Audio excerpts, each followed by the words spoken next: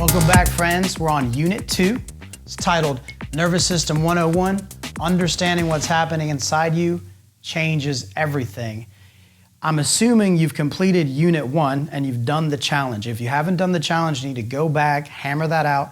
You've got to identify your safety behaviors because you cannot defeat a dragon that you will not acknowledge exists. Okay, guys? So jumping into Unit 2 now, I want you to understand something. Did you know that right now there's a system in your body called the autonomic nervous system that's acting involuntarily? It's out of your conscious knowledge. It controls things like breathing, heart rate, muscles, etc. I mean, this controls a lot of the body, all right? It's broken up into two subsystems. That's really what I want you to remember is the two subsystems. Those are called the sympathetic system and the parasympathetic system. Now, the sympathetic system is the fight or flight system. You've all probably heard of that. The fight or flight system is designed to keep you alive. In the face of a threat, you either fight that threat or you run from that threat.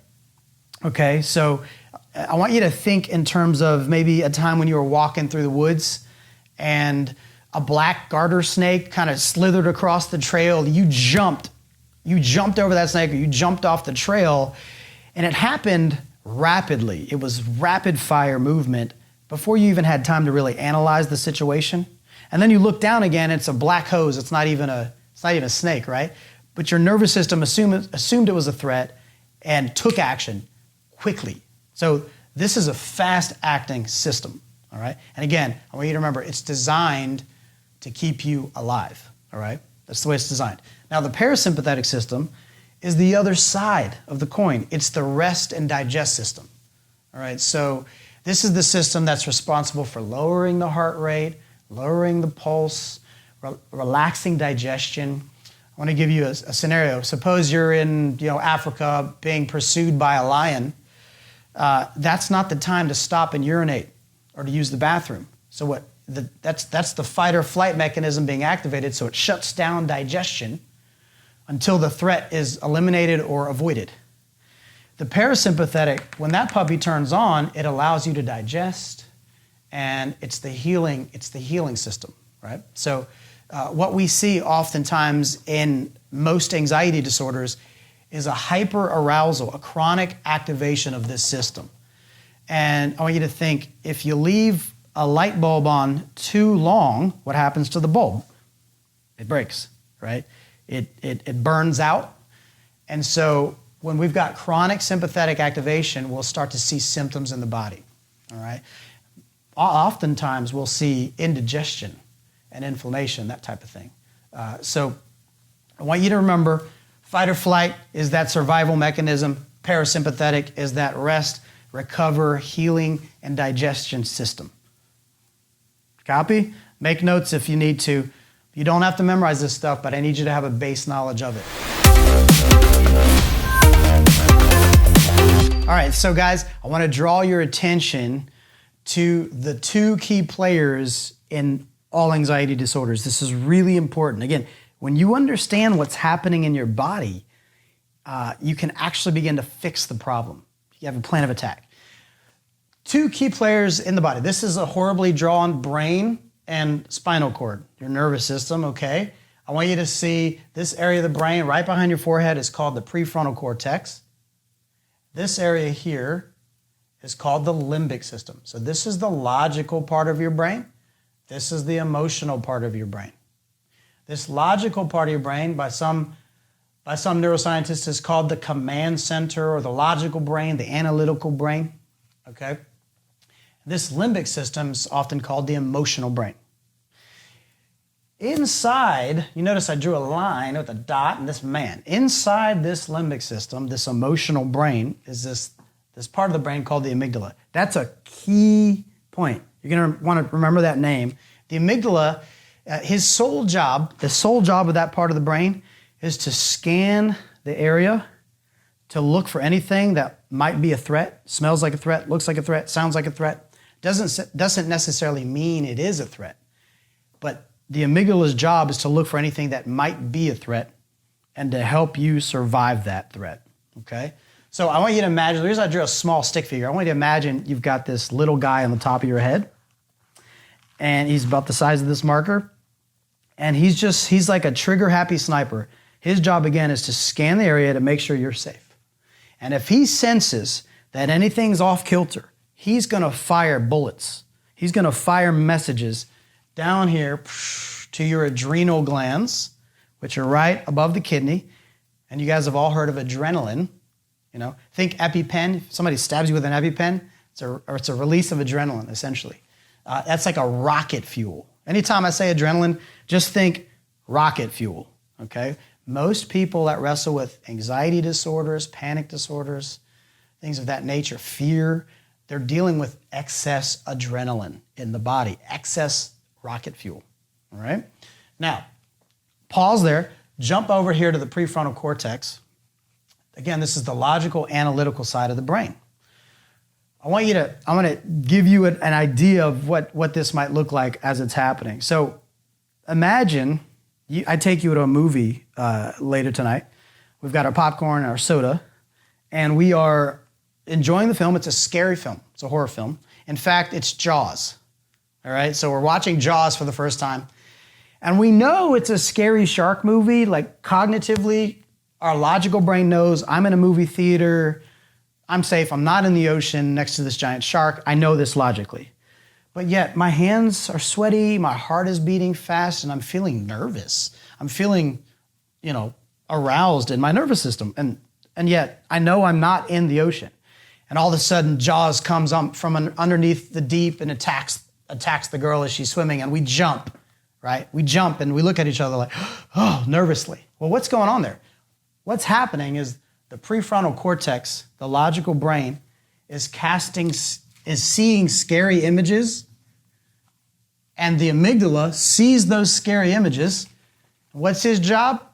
Fire. That's a threat. Let me help you get some adrenaline so you can swim away from that threat, or you can run from that threat or shoot that threat. He's trying to help you out because he sees some scary images. Now, your logical brain is able to calm yourself down in that moment because you realize I'm in a theater. So our brains really struggle to delineate between perceived danger and real danger. Again, you're in the movie theater, you're watching Jaws, logically Jaws isn't real, but yet you're still having body responses that feel real, okay? That's because there's a real struggle going on between that which is perceived and that which is actually real. So really good way of thinking about this. If you were to close your eyes right now and you were to actually visualize your last pleasurable sexual encounter, hopefully nobody's getting triggered. You're to visualize your sexual encounter in the past that was pleasurable, and you were to see that, to play that out, you would notice eventually, if you really got deep into it, you would start to have bodily responses. That's because part of your brain thinks that it's game on and it's really happening. Logically, you're just on the front porch, but there's like real stuff happening. That's what I'm getting at, okay? The brain struggles to delineate between that which is perceived and that which is real. And when it comes to anxiety disorders, when it comes to fear and it comes to panic, what we see is that this amygdala is oftentimes irritable, and he's misfiring, he's grumpy, he's irritable, he's firing when he shouldn't be firing. So you have excess adrenaline, rocket fuel coursing through your veins, but it's a false alarm. So a good way of conceptualizing most anxiety disorders is to think of a hypersensitive car alarm. Okay, so imagine you and I are hanging out, your car alarm starts going off. We run outside, and lo and behold, there's no thief. It's just going off. You hit your clicker, it goes off, and we're kind of looking around for a thief. There is no thief. We go back into the house. 10 minutes later, it goes off again. We run outside looking for the thief. No thief. We're still a little bit worked up, but you turn it off, and we go back inside. It goes off again 5 minutes later. We run outside. This time we're kind of going, maybe the alarm's a little bit sensitive, okay? And then we go back in, it goes off again. This time we just meander slowly, we walk over. We recognize this is a false alarm. We're having a different response to the alarm now because we recognize there is no thief, there is no danger. We just unplug the battery and take it to the mechanic tomorrow. We have to learn to see some of these anxiety disorders as false alarms. So follow my line of reasoning here. I want you to think in these terms. Anxiety disorders are either a signal to take action or white noise. What do I mean by that? What's white noise? Do you guys remember? I mean, I'm 40, so we used to have the big box televisions, and you'd hit the wrong channel and it would just go black and white noise. Now, white noise is annoying. It's, a little bit distracting, but it's harmless. But it is annoying, especially if you crank it up, right? Anxiety, sometimes the amygdala is spot on and he's got it nailed. That's a true threat. We need to do something about that.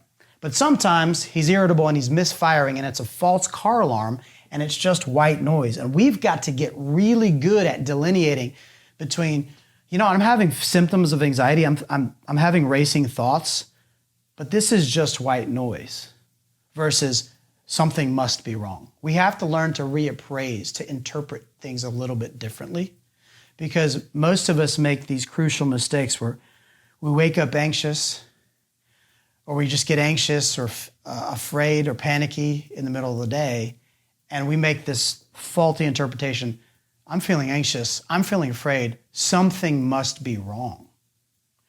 When in fact, maybe, in fact, for a lot of you, a large percentage of you, there is no real threat. You have a hypersensitive amygdala, you have excess rocket fuel coursing through your body. The real issue is a hypersensitive amygdala. There is no threat. Now, there are threats in life. There are real dangers. I'm not saying that, okay? I'm just saying with anxiety disorders, there's a misfire going on. It's a faulty alarm system. We can retrain that puppy, okay? The brain can relearn. It's called neuroplasticity. We can retrain the brain. We're going to get to that, but I need you to understand the difference. Sometimes anxiety and fear is a signal to act. And sometimes it's just white noise, and we need to work on our interpretations. So in closing, guys, I want you to understand anxiety disorders kind of act like a child who's throwing a temper tantrum. And if you actually ignore the child long enough, they'll stop tantruming, they'll stop flailing it because they realize I'm not getting attention. Okay? When you actually start responding rightly to white noise, right? Now, see, and think in terms of a temper tantrum. If a mother responds to a child who's throwing a tantrum and she jumps in and soothes that child with a lollipop, the child learns, okay, I get rewarded when I tantrum. Well, if you have the wrong response, when anxiety starts happening and you have the wrong interpretation and the wrong response to it, you actually damn yourself. You actually end up damning yourself. It's like throwing gasoline on a fire, and it actually gets worse, right? When you respond to anxiety as if it's real, the amygdala goes, well, if this is a real threat, I got to give you more adrenaline to help you escape this thing. But if the amygdala starts to recognize, hey, Bobby's not really responding to that threat, I guess it's not a real threat. Then he can start to relearn. Our responses, our reactions actually teach our amygdala. So we can retrain the amygdala. And again, some of the other units are going to dive into that deeper, especially the unit on panic attacks. So we're going to move into the challenge here, guys. And the only thing I'll say about that is this isn't primarily about amassing knowledge. This is about you taking action. I don't want you to be a big head. I don't want you to do this e-course and walk away with knowledge that you can share with your friends. If you don't apply it, if you're not taking action, your anxiety will remain. So, guys, you can go about 40 days without food, about 3 days, give or take, without water, but you can only go a few minutes without breath. something that you have to understand about anxiety disorders and fear-based disorders is the breath is a huge factor, okay? In this challenge, we're gonna give you an audio breath protocol that you're gonna begin implementing and practicing as much as you can. Here's why. When I first got introduced to breath training and diaphragmatic breathing, deep breathing, different versions of deep breathing, I thought, this stuff's for the birds. This stuff's like new age, garbage. I'm not into this. And then I found out elite performers do breath training. Elite soldiers like Navy SEALs do breath training. Any professional athlete that is at the top of their game has learned how to take control of their nervous system, their physiology. Now, when I say diaphragmatic breathing, what I mean is simply this. Remember earlier we talked about, I erased it here, but earlier we talked about sympathetic, parasympathetic. The sympathetic's that fight or flight. The parasympathetic is the rest and digest system. The best and most efficient way to trigger that system is through the breath. It's like a switch, click. If you breathe properly, you can move out of fight or flight into parasympathetic, okay? Functionally speaking, I started really training my breath 4 to 5 years ago because I started spearfishing, and spearfishing is like it sounds, it's fishing with a spear while underwater. So you essentially hold your breath as long as you can, you dive down, you catch dinner, right? I've got 4 daughters, a lot of mouths to feed. And I noticed when I would go down, I'd start to feel panicky. And so I really started doing some breath training, and I was able to calm my heartbeat, collect my mind, and really relax the body through particular breath techniques. And I was able to really stay under a longer period of time because I was taking command of my physiology. Right? This is what we do when we train our breath. We're actually retraining the body. You're learning how to come out of that fight or flight arousal state into a calm and relaxed state. When you're underwater at 50 feet and you look up, your nervous system starts to wig out, and you have to coach yourself through it. Because you've trained your breath, your body's already in that state, that relaxed state. So all that to say, this is very, very helpful for anxiety disorders and even trauma. And so we've included a breath protocol. It's not going to be any longer than 5 minutes. You're just going to click that. You're going to open it. You're going to practice this as often as you can, at least once a day, if not more. I'd prefer if you took 5 minutes and just got alone, maybe in your bedroom, or if you're at the office, close your office door, go on a walk if you have to. The idea is that you take action and you actually practice it. Okay, guys, good luck with the challenge.